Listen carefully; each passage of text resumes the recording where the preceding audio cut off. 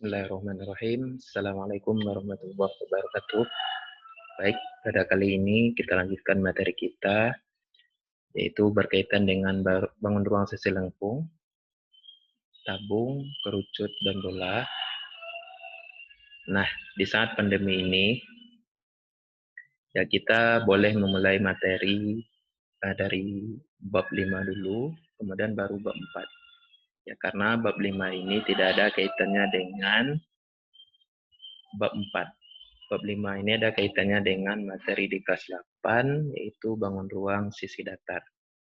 Adapun tujuan pembelajaran kita, yaitu yang pertama, menemukan rumus luas permukaan tabung, kemudian yang kedua, menyelesaikan masalah yang berkaitan dengan luas permukaan tabung. Langsung saja, pertama kita akan membahas tentang tabung. Nah, di dalam kehidupan kita sangat banyak sekali contoh-contoh benda yang berbentuk tabung. Bisa Nanda sebutkan ya salah satu contoh benda yang berbentuk tabung? Ya, ada drum, ada drum band, ada kaleng susu, ada kaleng cat, dan ada cupa ya bahasa kampungnya. Dan masih banyak lagi contoh lainnya. Nah, sekarang langsung saja kita akan membahas tentang luas permukaan tabung. Ya, Ustadz mempunyai suatu masalah ya, seperti yang ada di slide. Sebuah drum berbentuk putih akan dicat menjadi warna biru seperti gambar di bawah. Drum tersebut mempunyai jari-jari 35 cm dan tinggi 120 cm. Jika satu kaleng cat bisa mengecat seluas 8.525 cm persegi, maka banyak kaleng cat yang dibutuhkan untuk mengecat drum tersebut adalah. Nah, sebelum kita menyelesaikan masalah ini, kita terlebih dahulu harus tahu dulu apa itu unsur dari tabung itu sendiri. Adapun unsur-unsur dari tabung, ya bisa diperhatikan di slide ini ya. Yang pertama ada daerah lingkaran L1 yang di bawah ini merupakan alas tabung dengan jari-jari R1. Daerah lingkaran L2 merupakan tutup tabung dengan jari-jari L2. Daerah persegi panjang ABCD merupakan selimut tabung ABCD. Kalau pada gambar awalnya ini di sininya ya. Kenapa dia disebut dengan selimut tabung? Karena dia fungsinya ya sama dengan fungsi dari selimut, yaitu ya menutupi. Kemudian ada R1 dan R2 merupakan jari-jari tabung, yang mana R1 sama dengan R2. Panjang dari R1 ini sama dengan R2. Kemudian jarak titik pusat lingkaran L1, jarak titik pusat ini, dengan titik pusat L2 yang di atas ini merupakan tinggi tabung, disimbolkan dengan T. Kemudian AB sama dengan CD, AB ini kalau kita gabungkan, kan dia akan ketemu di sini. Itu sama saja dengan keliling daerah lingkaran L1, karena di bawah ini.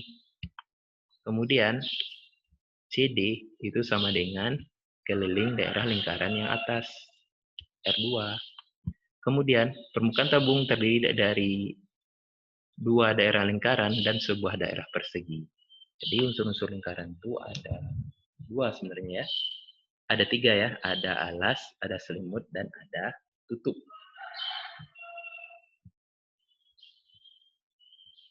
Nah, sekarang kita akan menemukan rumus luas permukaan tabung. Gambar di samping ini merupakan jaring-jaring tabung dengan jari-jari R dan tinggi T. Kalau ada sebuah tabung, kita potong pada rusuknya, kemudian akan terbentuk hasil seperti ini. Seperti yang diulas di awal tadi, karena luas permukaan tabung sama dengan luas jaring-jaring tabung, jaring-jaring tabung itu tadi ada 3 bagian ya, ada alas, ada selimut, ada tutup. Nah, Luas permukaan tabung sama dengan luas jaring-jaring tabung. Luas jaring-jaring tabung itu tadi ada alas tabung, ada tutup tabung, dan ada selimut tabung. Karena alas dan tutupnya sama, bisa kita buat dengan 2 kali luas lingkaran tambah luas ABCD. Ada yang masih ingat dengan rumus luas lingkaran? VR kuadrat. Ya, jadi ya ini tinggal kita salin aja ya. 2 kali VR kuadrat tambah 2 VRT. Sekarang kita akan pakai sifat distributif. Suku pertama ada 2 VR kuadrat, suku kedua ada 2 VRT. Ini bisa kita keluarkan ya. Apa yang bisa kita keluarkan? Ya, 2 VR. Nah, kalau yang suku pertama kita keluarkan 2 VR, maka sisanya tinggal R. Yang suku kedua kita keluarkan 2 VR, maka sisanya T. Jadi, luas permukaan tabung itu sama dengan 2 VR dikalikan dengan R tambah T. Sekarang, kita akan menyelesaikan masalah di awal tadi. Ada yang masih ingat masalahnya? Ya, kalau tidak ingat, Ustadz tampilkan lagi masalahnya. Masalahnya yaitu sebuah drum berwarna putih akan dicat menjadi berwarna biru seperti gambar di bawah. Drum tersebut mempunyai jari-jari 35 cm dan tinggi 120 cm. Jika satu kaleng cat bisa mengecat seluas 8.525 cm persegi, maka banyak kaleng cat yang dibutuhkan adalah. Nah, seperti biasa, untuk menyelesaikan soal cerita itu, pertama kita akan membuat apa yang diketahui dan apa yang ditanyakan. Kira-kira apa yang diketahui dari soal? Ya, R-nya sama dengan 35 cm, tingginya sama dengan 120 cm. Ada lagi? Ya, ada. Satu kaleng cat bisa mengecat seluas 8.525 cm persegi. Ada lagi? Nggak ada ya. Yang ditanya apa? Banyak kaleng cat yang dibutuhkan untuk mengecat drum tersebut. Sekarang kita tinggal masukkan ke rumus luas permukaan tabung. Apa rumusnya tadi? L sama dengan 2 VR dikalikan R tambah T. Pintar ya? Ya pintar, karena di atasnya masih ada rumusnya. Kemudian kita tinggal mensubstitusikan lagi. V-nya berapa? V-nya 22/7. Kenapa pakai 22/7? Karena R-nya kelipatan 7. Ya, tinggal kita masukkan 2 kali 22/7 kali 35. Kemudian di dalam kurung tinggal diganti 35 tambah 120. 35 sama 7 bisa dicoret. Kemudian 35 tambah 120, 155. 2 kali 22 kali 5, 220. Kali 155, 34.100. Jumlah kaleng cat yang dibutuhkan adalah 34.100 dibagi 8.525 sama dengan 4. Jadi jawabannya, banyak kaleng cat yang dibutuhkan adalah 4 kaleng cat.